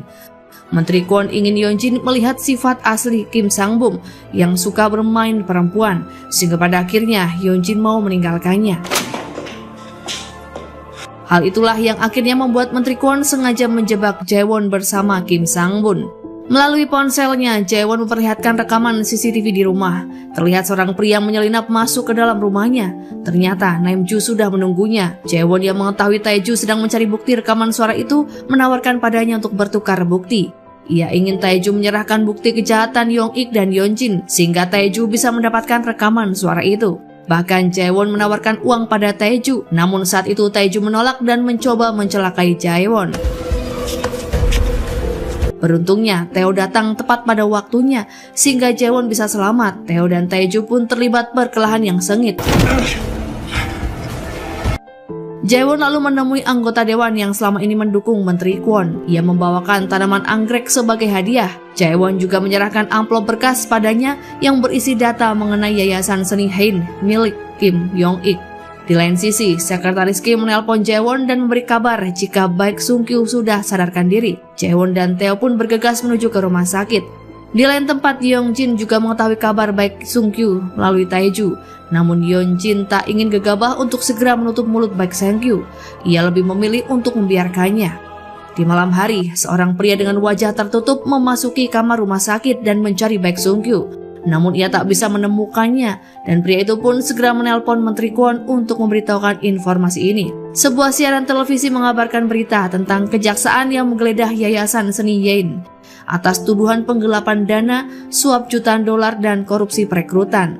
Menteri Kwon berusaha menelpon anggota Dewan Park untuk mendapatkan dukungan. Namun anggota Dewan Park terus mengacukannya. Jaewon mendatangi Menteri Kwon di kantornya untuk menunjukkan bukti rekaman suara yang selama ini ia cari. Jaewon mendesaknya untuk memilih antara melindungi karir politik atau melindungi Yeonjin, putrinya. Karena ketika bukti rekaman suara itu terkuak, baik Yeonjin maupun Menteri Kwon akan mendapatkan pengaruh yang buruk. Jaewon kemudian memindahkan Baek Sung-kyu ke sebuah villa dengan penjagaan yang ketat. Baek Sung-kyu meminta maaf pada Jaewon atas perbuatannya waktu itu. Jaewon kembali ke rumahnya seorang diri. Setelah mengganti pakaian, ia pun kembali ke ruangan kerja. Tiba-tiba ada seorang pria yang menyergapnya dan membawanya pergi. Beberapa saat kemudian Jaewon sudah berada di sebuah kursi dengan kaki dan tangan dalam keadaan terikat. Tanpa diduga, Menteri Kwon rupanya sudah berdiri di hadapannya. Sebelumnya, Tae dan Jaewon sudah membaca langkah yang akan diambil oleh Kwon Yung-ik setelah Jaewon mendatanginya dengan ancaman rekam suara yang tertempel pada kancing baju Jaewon. Tae sempat menolak rencana Jaewon yang menjadikan dirinya sebagai umpan. Namun Jaewon beralasan jika hanya itulah satu-satunya cara untuk mengungkap kejahatan Yong-ik. Tae lalu mengendarai mobilnya sembari mengikuti arahan pada peta untuk menemukan lokasi Jaewon. Sampailah ia di sebuah gudang kosong. Jaewon yang masih ada dalam keadaan terikat berusaha memancing Yong-ik dengan menanyakan mengenai kematian Sun Yong. Yong-ik berkata jika kematian Sun Yong tak bisa dihindari. Ia juga yakin jika Jaewon akan melakukan hal yang sama untuk melindungi orang yang berharga. Dengan marah, Jaewon menyebut Kyung-ik sebagai pembunuh. Demi menutupi perbuatan Yeonjin agar jalannya mulus untuk menjadi menteri, Menteri Kwon juga menghabisi Sun Yong. Jaewon hanya bisa menangis membayangkan rasa sakit Sun Yong akibat diracun dengan pestisida oleh Yong-ik. Yong-ik lalu menyalahkan Jaewon jika seharusnya Jaewon bisa menjaga pernikahannya dengan Sun Yong sehingga Yeonjin tak berpacaran dengannya. Yang mana jika Jaewon tak membuat Yeonjin kesal, maka Yeonjin tak akan terlibat dengan Sung-kyu dan tak akan ada rekaman. Ia juga menyebut jika Jaewon tak hilang ingatan, maka Sun Yong tak akan berlutut di depan Yeonjin. Saat ini sebenarnya Jaewon bisa membuat keributan, namun hal itu tak akan bisa menghidupkan Sun Yong kembali. Yong-ik kemudian meraih sebuah botol pestisida dan bersiap untuk menuangkannya ke mulut Jaewon. Namun Jaewon menutup mulutnya rapat-rapat. Kaki tangan Yong-ik menampar Jae-won hingga membuatnya pingsan. Yong-ik akhirnya bisa membuka mulut Jae-won dan menuangkan pestisida. Di saat genting itulah Tae-oh datang menyelamatkan Jae-won. Ia sempat berkelahi dengan kaki tangan Yong-ik sebelum akhirnya polisi datang ke TKP. Namun Yong-ik dan kaki tangannya sudah melarikan diri. Yong-ik lalu tiba di rumahnya dan segera disambut oleh Yeonjin. 어디 다녀오시는 거예요? Saat itu Yeonjin menduga jika Kwon-ik gagal melakukan aksinya. Yeonjin yang didampingi oleh pengacara menyodorkan surat wasiat untuk ditandatangani oleh ayahnya. Surat itu menerangkan bahwa semua aset dan kekayaan Yong-ik akan dipindah tangankan kepada Yeonjin. Yong-ik tak mengerti dengan tingkah putrinya.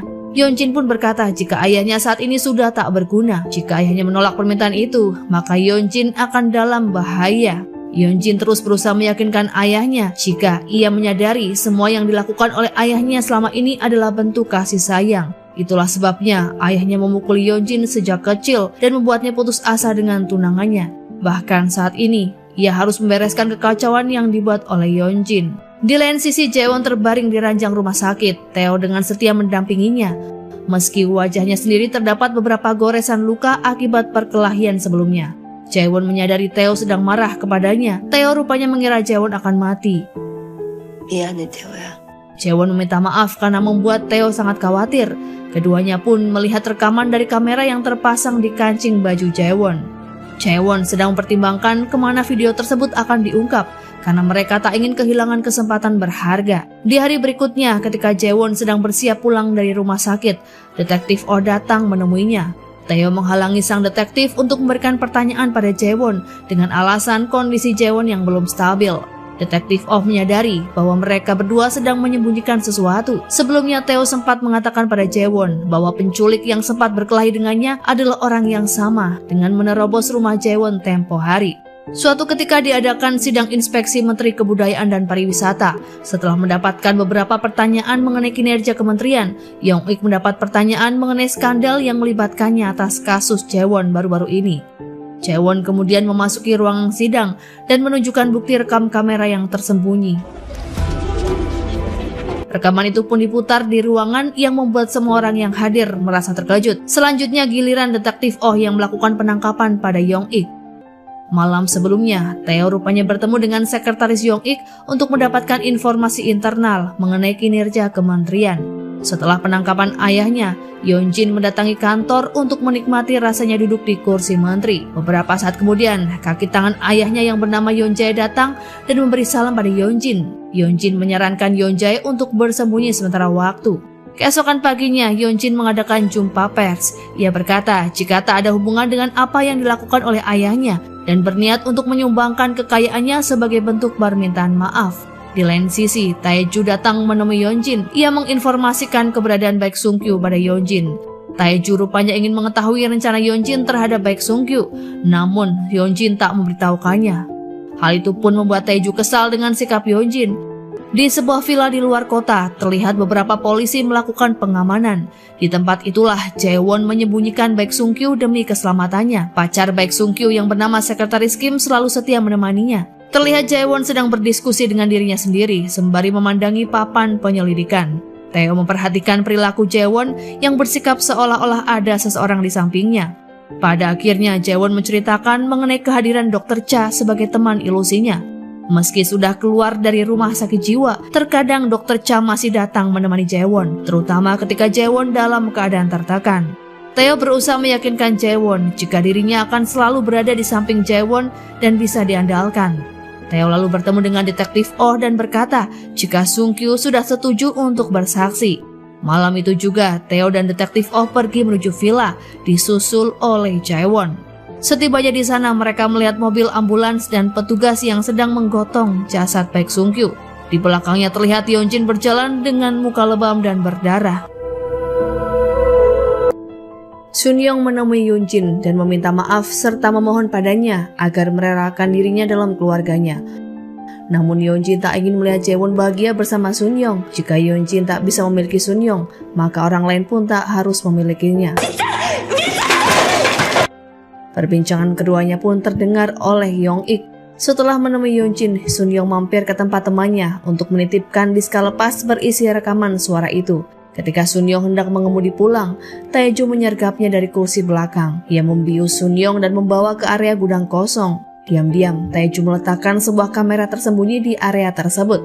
Terlihat Sun Yong dalam kondisi terikat kaki dan tangannya. Yeonjin menghampiri Sun Yong sebelum ia sadar dari pengaruh biusnya. Kaki tangan Yeonjin yang bernama Yeonjae memasuki area villa dan memotong kabel CCTV. Ia kemudian memukul para petugas polisi yang sedang berjaga. Yeonjin selanjutnya melenggang memasuki villa dan menemui Sung-kyu di kamarnya. Yeonjin meminta Baek Sung-kyu ikut bersamanya tanpa perlawanan. Sung-kyu pun menolak. Ia mengingatkan Yeonjin bahwa sampai kapanpun ia tak akan pernah menyamai Jaewon. Apa yang dilakukan oleh Yeonjin selama ini disebabkan oleh rasa rendah dirinya di hadapan Jaewon. 계속해. Sehingga Yeonjin menjadi terobsesi pada Jaewon. Mendengar hal itu pun Yeonjin marah. Ia meraih pisau di sebuah meja lalu seketika menyayat leher Sung-kyu. Sung-kyu berusaha menahan laju darah dari lehernya sebelum akhirnya ia tewas. Yeonjin selanjutnya mengoleskan darah Baek Sung-kyu ke tubuhnya. Ia memerintahkan Yeonjae untuk memukul, menampar dan bahkan mencekiknya hingga ia terlihat babak belur. Yeonjin dirawat di rumah sakit dengan penjagaan dari petugas polisi. Detektif Oh menemuinya untuk mendengar kesaksiannya. Yeonjin berkata jika ia ingin berbicara dengan Sung-kyu. Namun tiba-tiba Tae-ju datang dan menghabisi pria itu. Menurut ceritanya, Tae-ju juga berusaha menghabisi Yeonjin. Saat itu Yeonjin menggunakan tampilan babak belurnya untuk berpura-pura sebagai korban dari Tae-ju. Sang detektif sebenarnya mencurigai Yeonjin sebagai pelaku pembunuhan. Namun sidik jari yang ditemukan pada pisau yang digunakan Baek Sung-kyu adalah sidik jari Tae-ju. Polisi sempat menggeledah apartemen Tae-ju, namun Tae-ju sudah kabur. Di lain sisi terlihat Tae-ju membuka bagasi mobilnya. Ia membuka tas yang berisikan penuh uang. Di dalamnya juga terdapat beberapa ponsel dan selembar foto berbingkai. Di lain sisi Jaewon sedang memeriksa beberapa berkas lama. Di dalamnya terdapat foto Tae-ju yang masih bertugas sebagai polisi dan beberapa tersangka di belakangnya, yang salah satunya adalah ibu Jaewon. Siaran berita daring menyiarkan berita tentang ayah Jaewon yang diduga sengaja meracuni istrinya dengan pestisida demi mendapatkan tunjangan asuransi. Di tempat berbeda, ayah Jaewon sudah menyerahkan diri kepada polisi. Jaewon lantas menerima telepon dari Tae-ju. Ia mengaku dirinya sudah dibuang oleh Yeonjin dan Yeonjin adalah dalang dari semua ini. Jaewon tak mau mempercayainya, yang membuat Tae-ju menawarkan sebuah bukti pada Jaewon untuk memenjarakan Yeonjin. Di lain sisi, ayah Jaewon sedang duduk bersedih di dalam sel tahanan. Ia teringat peristiwa ketika istrinya meninggal dunia. Ayah Jaewon tak segera membawa sang istri ke rumah sakit setelah ia menenggak pestisida. Sepintas, ayah Jaewon ingin istrinya mati saja demi kebahagiaan Jaewon. Saat itu Jaewon sering menderita akibat ulah ibunya. Setibanya di rumah sakit, dokter hendak menelpon polisi karena menemukan kejanggalan ketika menangani ibu Jaewon. Namun ayahnya menahan dengan alasan sang istri mengalami lemah jantung dan sering sakit kepala. Sementara itu, Jaewon sedang berdiskusi dengan pengacaranya yang menangani kasus ayah Jaewon. Pengacara itu pun menyarankan Jaewon agar menemukan seseorang yang bisa bersaksi tentang hobi berjudi ibunya dan ancamannya yang berulang-ulang untuk mendapatkan uang. Jaewon sebenarnya ingin bersaksi, namun pengacara menolaknya karena Jaewon pernah dirawat di rumah sakit jiwa sehingga kredibilitasnya akan diragukan. Sebelum persidangan dimulai, Jaewon terlihat menemui Yeonjin. Yeonjin mengejek Jaewon karena ayahnya juga dipenjara, sama seperti Yong-ik yang tak lain adalah ayah Yeonjin. Jaewon hanya berkata jika Yeonjin tak akan pernah tahu rasanya mencintai seseorang ayah seumur hidupnya.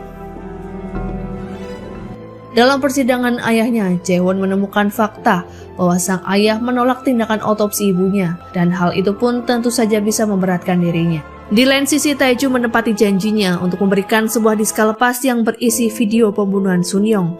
Tae-ju juga menawarkan bantuan untuk memenjarakan Yeonjin dan menjadi saksi dalam persidangan ayahnya. Ia selanjutnya bercerita tentang hubungannya dengan ibu Jaewon. Rupanya ibu Jaewon yang mengenalkan Tae-ju pada perjudian dan membuatnya ketagihan sampai menghabiskan uang pengobatan istrinya.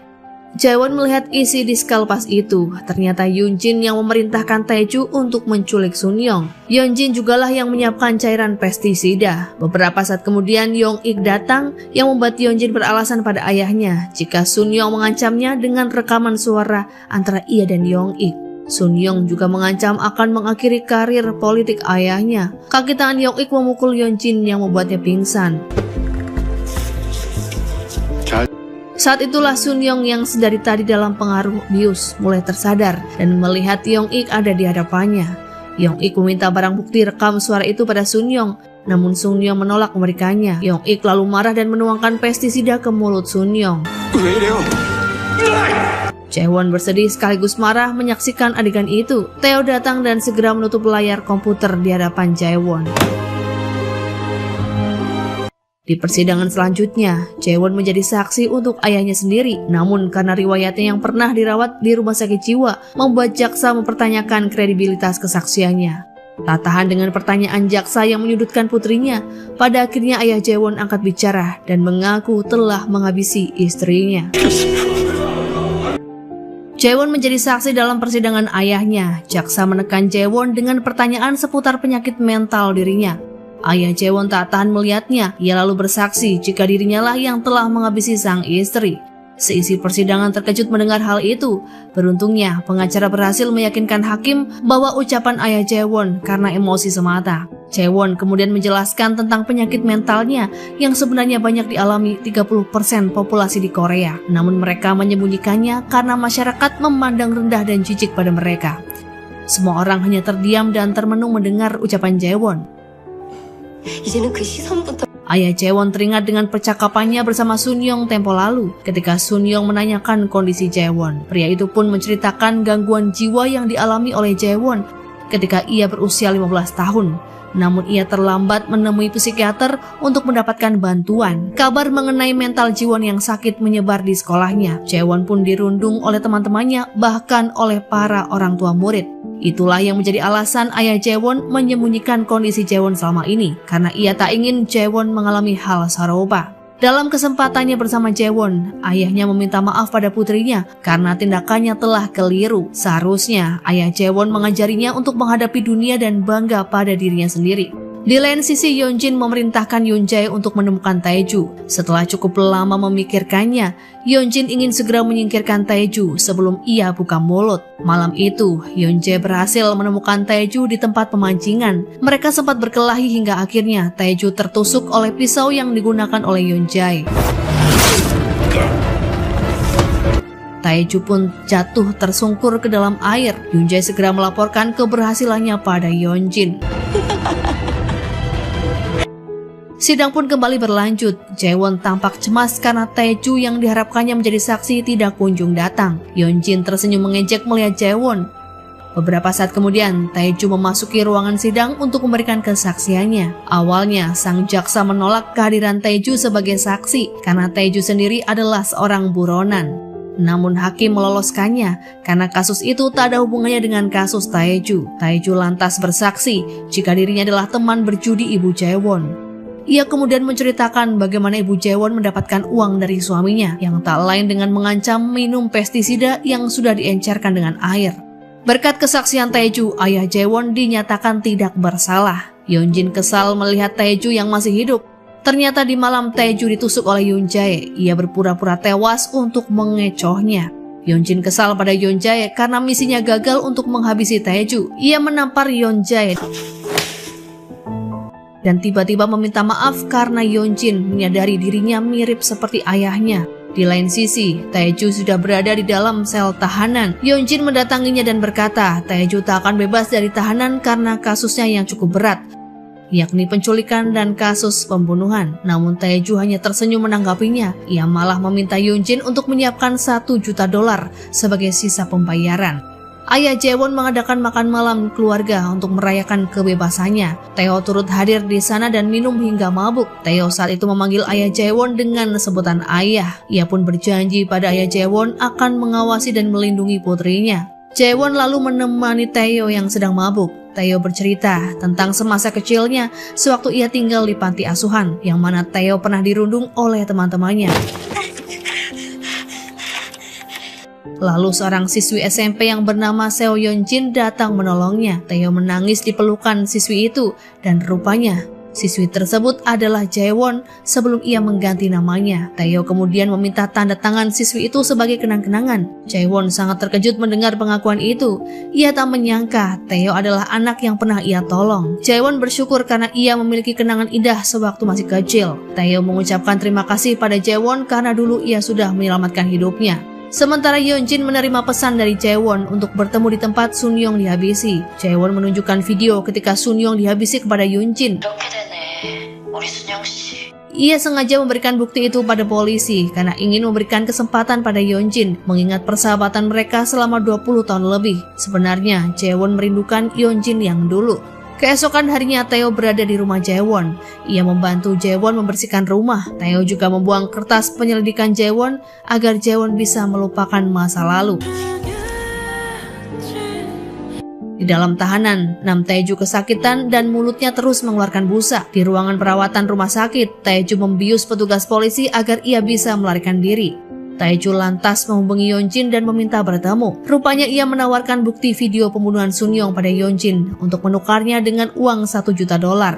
Yeonjin pun sepakat, namun pertemuan itu rupanya sudah direncanakan oleh detektif Oh dalam rangka membuktikan kejahatan Yeonjin dan segera menangkapnya. Detektif Oh, Jaewon beserta Taeyo bersembunyi di dalam mobil sementara Taeju menemui Yeonjin. Selama pertemuan dengan Yeonjin, Taeju merekam percakapan mereka dan didengar oleh detektif Oh. Taeju berhasil memancing pengakuan Yeonjin tentang pembunuhan Baek Sung-kyu dan Sunyong. Setelahnya Yeonjin memerintahkan Yeonjae untuk menghabisi Taeju. Namun usahanya gagal dan saat itu juga Yeonjin melarikan diri. Sementara Yeonjae ditangkap oleh sang detektif. Sebelum menjadi buronan, Yeonjin rupanya sudah mengundurkan diri dari jabatannya sebagai CEO The Rift. Kini Jaewon kembali bekerja sebagai penggantinya. Ia terlihat sibuk dengan pekerjaan. Dengan gembira Jaewon bercerita pada Taeyo bahwa di hari ini Arin pulang dari Amerika. Jaewon bangga dengan putrinya yang pemberani. Dalam perjalanan menjemput Arin, tiba-tiba Jaewon teringat obrolan Taeju dengan Yeonjin. Yeonjin rupanya ingin memiliki Arin sebagai trofi kemenangannya melawan Jaewon. Di bandara, Yeonjin rupanya sudah menunggu kedatangan putri tercintanya. Arin berada di dalam mobil bersama Yeonjin. Yeonjin beralasan Jaewon sedang sibuk dan memintanya untuk menjemput putrinya. Mereka mengobrol sepanjang perjalanan. Yeonjin membujuk Arin untuk ikut dengannya dan memberikan kejutan bagi Jaewon.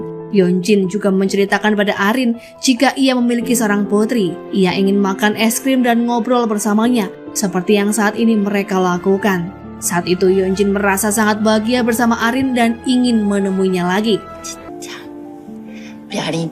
Sementara itu detektif Oh memerintahkan timnya mencari Arin yang diculik oleh Yeonjin. Dalam perjalanan ketika mencari Arin, Jaewon menerima telepon dari wanita itu.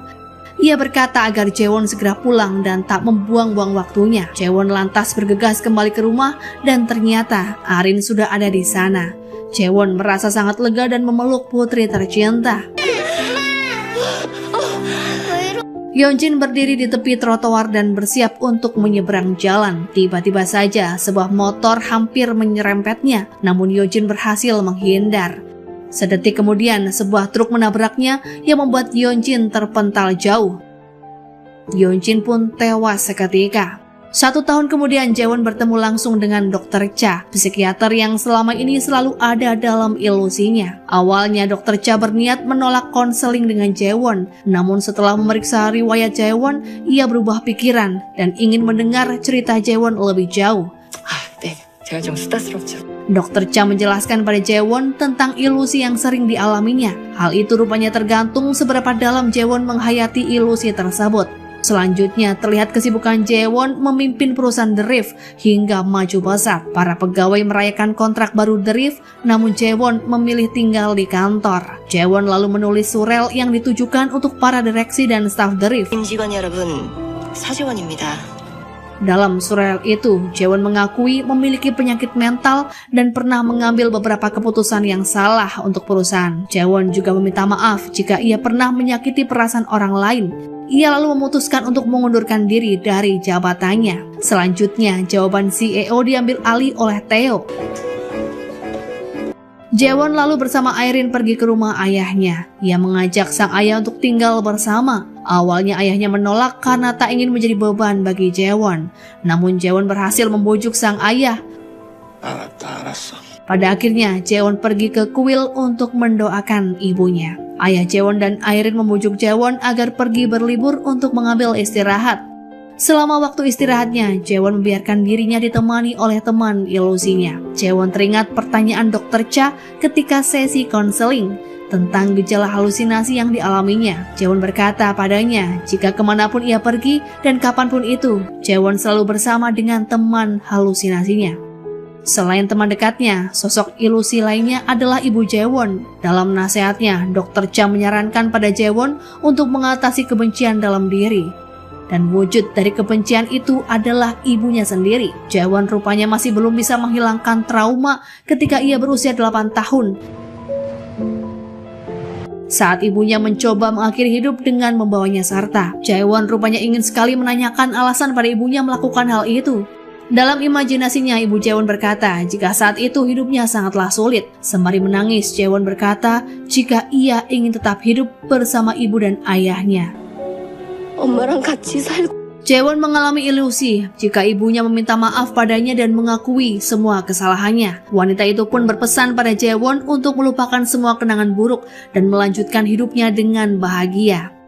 Suatu ketika dalam sesi konseling selanjutnya, Jaewon menceritakan ilusi ibunya yang diciptakannya sendiri. Dr. Cha memuji kemajuan yang dibuat oleh Jaewon. Karena yang dilakukan oleh Jaewon adalah bagian dari membuang rasa sakit dari trauma masa lalu. Setelah cukup lama mempertimbangkan, pada akhirnya Jaewon membawa Irene mengunjungi ayahnya. Awalnya Irene menangis mengetahui ayahnya sudah pergi dan tak akan kembali. Namun Jaewon berusaha memberikan pengertian padanya. Di lain sisi, The Rift saat ini dipimpin oleh Theo mengalami kemajuan yang sangat pesat. Theo juga mendapatkan dukungan dari para karyawan. The Rift diketahui menandatangani kontrak dengan desainer lepas.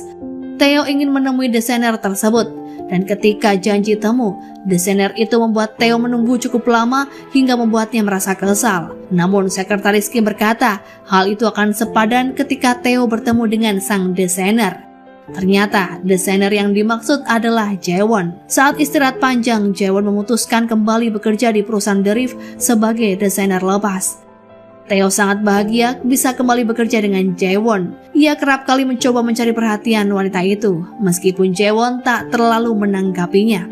Hampir semua staf mengetahui usaha Theo untuk mendekati Jaewon. Sekretaris Kim berinisiatif untuk mengirim Theo dan Jaewon dalam perjalanan keluar kota. Di tepi danau, Theo dan Jaewon terlihat berbincang. Theo membayangkan masa depan dengan sebuah rumah di pinggir danau, membesarkan anak, dan tentunya membuat mebel. Jaewon tampak biasa saja menanggapi kalimat Theo yang sebenarnya dimaksudkan untuknya. Saat itu Theo mendesak Jaewon untuk memberikan tanggapan. Jaewon mengingatkan pada Theo jika dirinya mengidap sakit mental. Namun bagi Theo, ia tak pernah melihat Jaewon dari sisi itu. Ia hanya melihat Jaewon dari sisi yang positif yang mengalahkan sisi sakit mentalnya. Jaewon meminta Theo untuk menunggu, dan dengan senang hati Theo akan menunggu Jaewon, meskipun hal itu akan memakan waktu bertahun-tahun. Pada akhirnya, Jaewon menyadari tak ada akhir yang bahagia dalam hidup, hanya ada bahagia hari ini atau mencobanya esok hari.